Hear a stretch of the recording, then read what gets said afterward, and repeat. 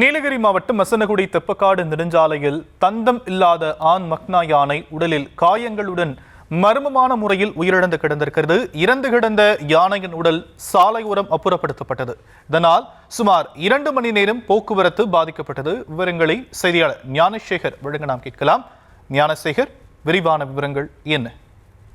வணக்கம். நீலகிரி மாவட்டம் மசனகுடி தெப்பக்காடு நெடுஞ்சாலை வழியாக தினந்தோறும் ஆயிரக்கணக்கான வாகனங்கள் சென்று வருகின்றன. இந்த சாலை இரவு 8 மணிக்கு சோதனை சாவடி பூட்டப்பட்டு இன்று காலை 6 மணிக்கே போக்குவரத்துக்காக திறக்கப்படும். இந்த நிலையில் இன்று அதிகாலை தெப்பக்காடு மசனகுடி செல்லக்கூடிய சாலையின் நடுவே யானை ஒன்று இறந்து கிடந்தது. தகவலிருந்து அங்கு வந்த மசனகுடி வனத்துறையினர் யானையை பார்த்து அதிர்ச்சி அடைந்தது. இந்த யானை தந்தமில்லாத ஆண் யானையான மக்னா யானை என்பது தெரிய வந்தது. நிலையில் யானையின் உடலை சாலை ஓரத்தில் அற்புதப்படுத்த முடிவு செய்து காலை 6 மணி முதல் 8 மணி வரை போக்குவரத்து நிறுத்தப்பட்டது.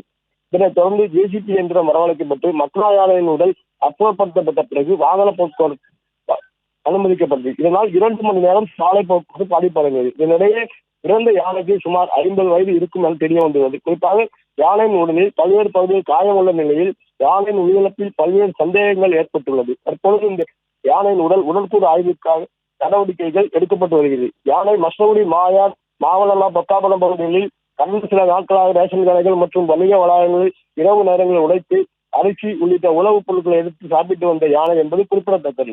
இந்த யானையின் உடற்கூறு ஆய்வுக்கு பிறகு யானையின் இறப்பிற்கான காரணம் தெரிய வரும். விவரங்களுக்கு நன்றி ஞானசேகர்.